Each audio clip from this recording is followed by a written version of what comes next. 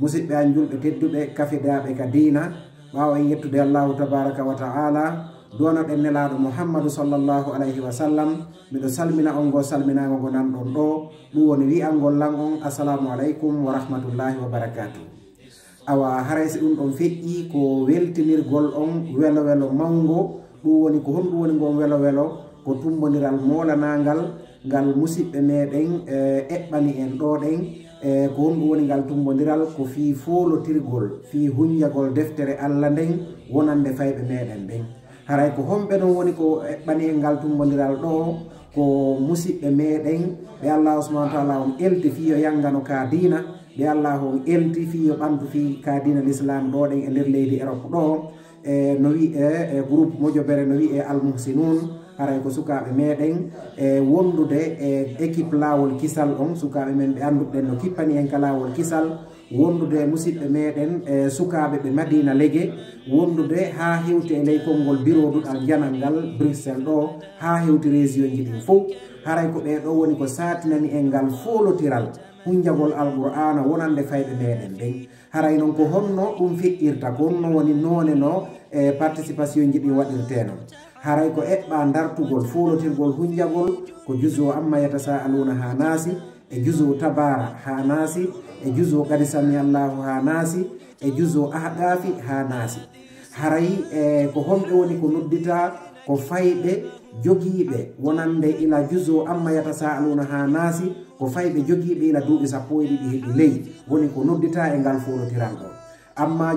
ila e juzo tabarakalladhi biyadil mulku ha hewto e naasi e juzo qad sami Allahu ha hewto e naasi e juzo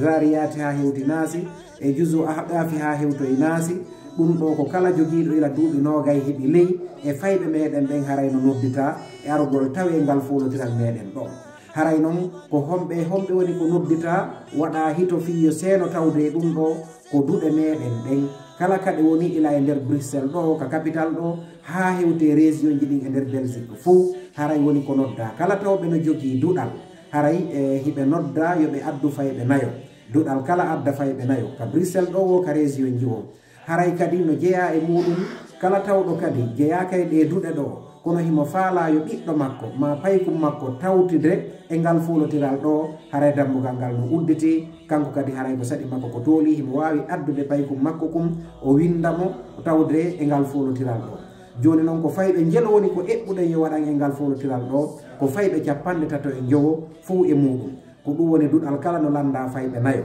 payku gotum fika juzu amma yatasaaluna e payku gotum fika juzu mulku tabarakalladhi biyadil mulku ha hewto e naasi e payku gotum ka juzu qad sami Allahu ha hewto e naasi e payku gotum ila suratul ahqafi ha hewto e naasi haray ko ɗum ɗo woni ko nodda duɗe ɗen e kala jogiiɗo paykum no tora senagol tawtide e ngal folotiral ɗo ko honde tuma ɗum mari waɗugol ko le 8 mars 2025 ɗo haray ɗum mari waɗugol ko honto ɗum waɗata ko ka juulirde men ka wonɗen ɗo juulirde men wiyetende masjidu ibadur rahman wonde Bruxelles ka capital ɗo e nder commune ka wiyetede waɗe Laken kono noon haray région ji Belgique ɗin fof no nodda communauté guinéen on fof no nodda senagol tawta wallidira e fi participugol e o concours hunjagol alqur'ana ɗo